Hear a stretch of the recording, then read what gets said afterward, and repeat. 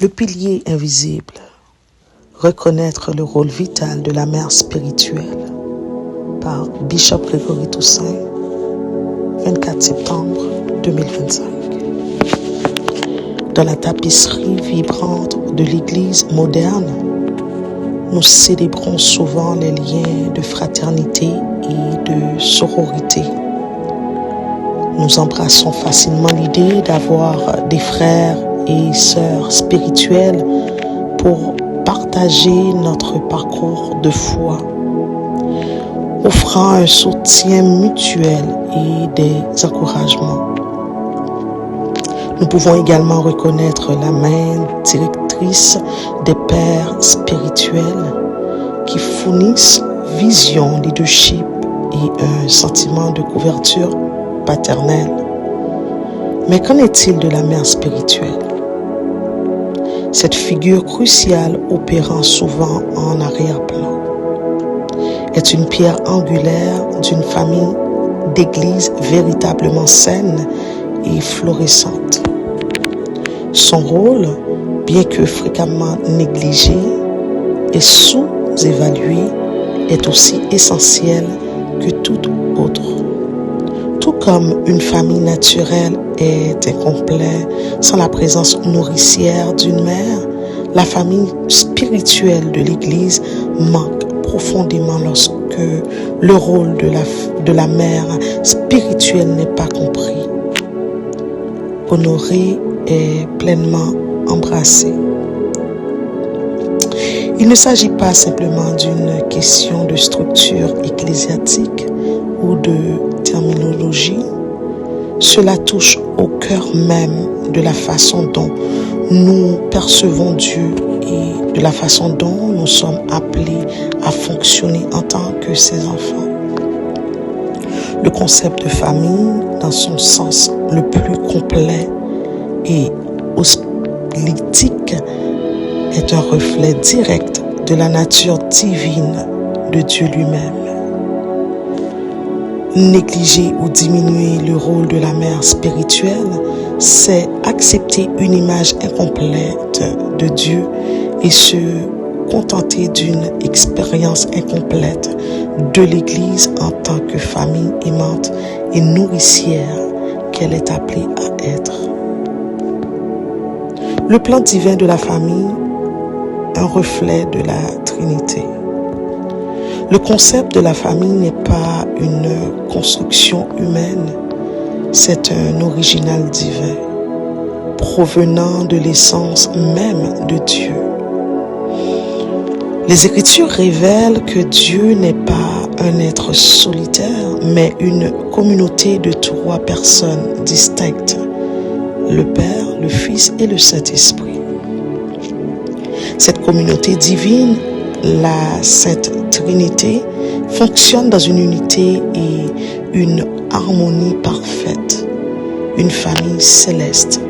Au sein de cette famille divine, nous voyons les archétypes des rôles qui doivent être reflétés dans nos familles terrestres et dans l'Église. Il y a un Père, un Fils, et dans la personne du Saint-Esprit, nous voyons les belles et essentielles fonctions d'une mère être accomplies. Bien sûr, qu'il soit crucial de comprendre que le Saint-Esprit est un esprit et par conséquent n'a pas de genre. La Bible attribue constamment des rôles maternels à lui. C'est le Saint-Esprit qui donne naissance aux nouveaux croyants. Jésus a déclaré à Nicodème, en vérité, je te le dis, si un homme ne naît d'eau et d'esprit, il ne peut entrer dans le royaume de Dieu. Jean 3, verset 5. Cette naissance spirituelle est un acte surnaturel de récréation et c'est le Saint-Esprit qui l'accomplit. Tout comme une mère donne naissance naturelle, le Saint-Esprit donne naissance spirituellement. nous amenant dans la famille de Dieu. De plus, le Saint-Esprit est notre consolateur, un rôle qui résonne profondément avec la présence nourricière d'une mère. De la même manière qu'une mère console ses enfants, le Saint-Esprit vient à nos côtés pour apaiser nos peurs, guérir nos blessures et encourager nos cœurs. Cette famille trinitaire est le plan divin pour toutes les familles humaines et par extension pour l'Église.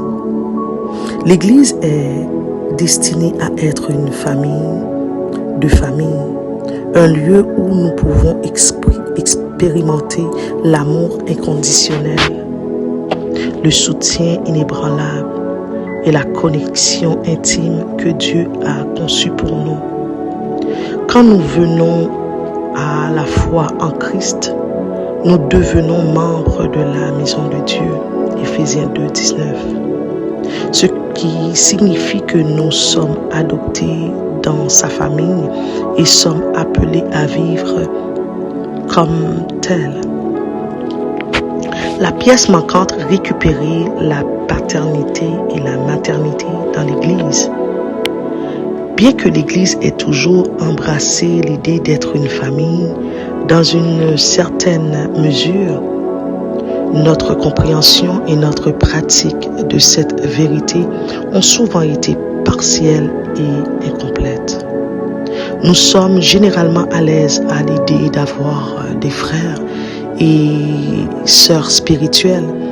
Nous utilisons facilement les termes frères et sœurs pour référer les uns aux autres et nous comprenons l'importance de la communion, de la communauté et du soutien mutuel. Cependant, nous luttons souvent avec les concepts également importants de paternité et de maternité spirituelle. Il est relativement facile de voir un père comme un frère ou une sœur en Christ, mais il peut être plus difficile de reconnaître, de se soumettre et d'honorer un père ou une mère spirituelle. Pourtant, la structure familiale est intrinsèquement hiérarchique et vous ne pouvez pas avoir de frères et sœurs sans père et mère. L'unité familiale est incomplète et dysfonctionnelle sans eux. Un père spirituel fournit vision, direction, une source de bénédiction et un sentiment d'identité spirituelle. Une mère spirituelle, d'autre part, fournit nourriture, confort, sagesse et un espace sûr pour la croissance émotionnelle et spirituelle. Les deux sont absolument essentiels pour une famille spirituelle saine, équilibrée et pleinement fonctionnelle. Les premiers commandements avec une promesse, la loi fondamentale de l'honneur. La Bible place un accent profond et non négociable sur le principe d'honorer nos parents. Dans sa lettre aux Éphésiens, l'apôtre Paul réitère ce commandement intemporel. Honore ton père et ta mère. C'est le premier commandement avec une promesse. Éphésiens 6:2. Ce n'est pas simplement une suggestion utile ou un bon conseil. C'est un mandat divin avec une bénédiction qui y est attachée. Le fait que ce soit le premier commandement avec une promesse souligne son importance fondamentale. Si nous échouons à saisir et à appliquer ce principe, nous risquons de saper toute la structure de nos vies spirituelles. Ce principe d'honneur commence dans le domaine naturel avec nos parents biologiques. Nous sommes condamnés de les honorer indépendamment de leurs imperfections, défauts ou échecs. C'est parce qu'ils sont nos racines, notre source, notre origine. Les déshonorer, c'est déshonorer nos propres fondations, ce qui conduira inévitablement à l'instabilité et au dysfonctionnement dans nos vies. Quand nous choisissons d'honorer nos parents, nous ouvrons un canal pour que la bénédiction de Dieu coule vers nous et à travers nous. Ce principe vital d'honneur s'étend sans couture dans le domaine spirituel. Tout comme nous sommes condamnés d'honorer notre Père et Mère naturel, nous sommes aussi appelés à honorer notre Père et Mère spirituelle. Il ne s'agit pas désobéissance aveugle, d'adoration de héros ou d'élever des êtres humains à une position qu'ils ne méritent pas. Il s'agit de reconnaître et de respecter la position et le rôle que Dieu a souverainement placé en eux pour notre bénéfice.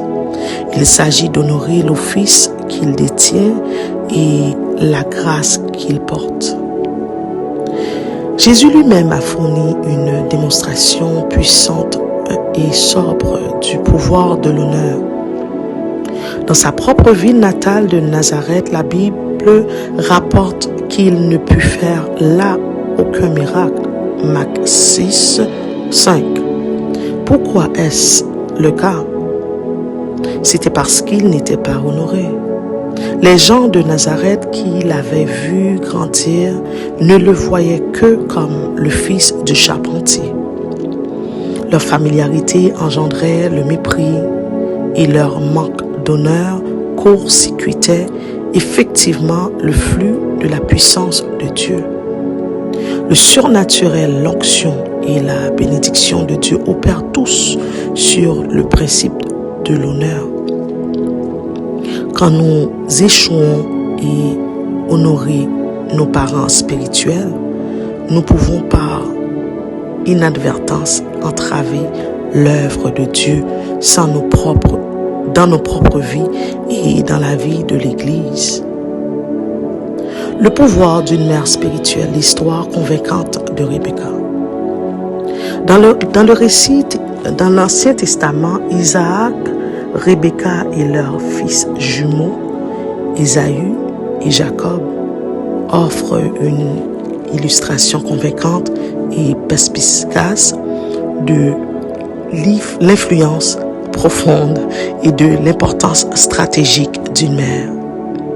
L'histoire révèle Isaac favorisait Ésaü, le chasseur robuste et habile, tandis que Rebecca avait un amour spécial pour Jacob, l'homme tranquille et réfléchi qui habitait sous les tentes.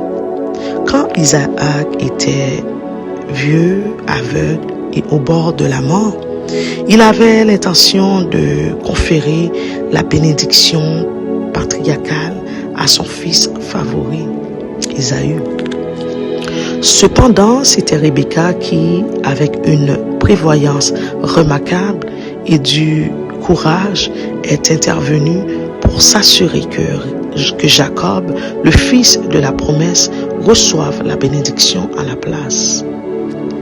À la première vue, les actions de Rebecca peuvent paraître trompeuses et manipulatrices. Cependant, une lecture plus profonde du texte révèle qu'elle opérait à partir d'un lieu de perspicacité spirituelle profonde et d'une compréhension aiguë des desseins de Dieu. Elle savait, soit par révélation divine, soit par intuition maternelle, que la bénédiction était destinée à Jacob et elle était prête à prendre un risque significatif pour voir que la volonté de Dieu soit accomplie. Dans cette histoire, souligne puissamment le rôle unique et indispensable qu'une mère peut jouer dans la vie de ses enfants. Une mère spirituelle possède souvent une sensibilité spirituelle, un esprit de discernement et une perspicacité prophétique qui peuvent être absolument cruciaux pour l'accomplissement du plan de Dieu dans la vie de ses enfants spirituels. Dans le contexte de l'Église, une mère spirituelle est une mère de sagesse, de maturité et de discernement. Elle est quelqu'un qui peut voir le potentiel caché chez les gens et les aider à naviguer les défis et opportunités de la vie afin d'entrer dans leur destinée donnée par Dieu. Elle est une nourricière, une intercesseuse, une encourageuse et une source de force inébranlable. Elle est une femme qui n'a pas peur de dire la vérité dans l'amour, d'offrir une correction douce et de défier les gens à grandir dans leur foi et leur caractère. Elle est une partie vitale et irréplaçable de la famille spirituelle et sa contribution à la santé et à la croissance de l'Église est incommensurable.